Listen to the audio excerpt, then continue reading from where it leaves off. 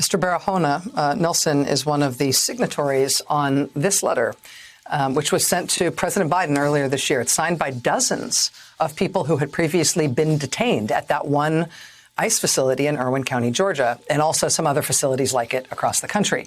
And what Nelson and the other people who signed this are asking for, after his time spent detained at Irwin, what they were asking President Biden to do was to shut down that facility in Irwin County, Georgia. Technically, the signatories on this letter are asking for all ICE facilities across the country to be shut down, given the treatment they experienced there. But they specifically talk about the facility that Nelson Barahona was at. The facility where detainees fashioned masks out of food containers while COVID was spreading rampantly. The facility where dozens of women were allegedly sterilized against their will, and where the Trump administration started rapidly deporting them once they came forward as witnesses in an open criminal investigation into those forced sterilization claims. Well, like Nurse Dawn Wooten said, if there is not a change, there is not going to be a change.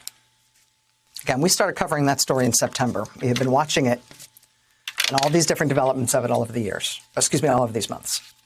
Well, today there was a change, a big one. Today, under the Biden administration, the Department of Homeland Security announced they are closing the ICE facility in Irwin County, Georgia, along with a separate ICE facility in Massachusetts that faced its own allegations of abusive treatment toward immigrants.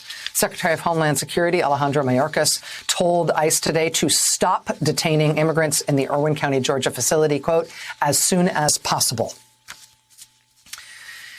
And there's one other very important piece of news here. I mentioned that we have not heard beep about that criminal investigation into what happened at Irwin. Dozens of allegations of forced gynecological procedures, forced sterilizations on women detained there without their consent. The Trump administration trying to deport those women in the middle of an active criminal investigation. As I mentioned, it has been radio silence on that investigation since the fall.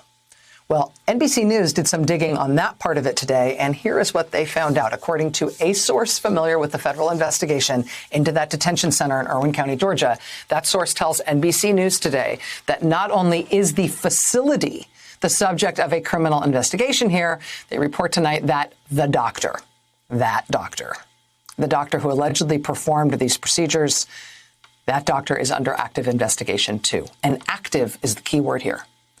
The source telling NBC News today that both investigations, the one into the facility and into the doctor, have been, quote, reactivated and are now ongoing inside the Biden Justice Department. Reactivated was the word from the source, which would imply that at some point those investigations that did start during the Trump administration, they were deactivated at some point, because otherwise, why did they have to be reactivated now? Reactivated and ongoing is the word tonight. Like Dawn Wooten said, if there is not a change, there is not going to be a change. On this story, there's finally, after all these months, we can tell you there is finally a change. New administration makes a big difference. Elections have consequences.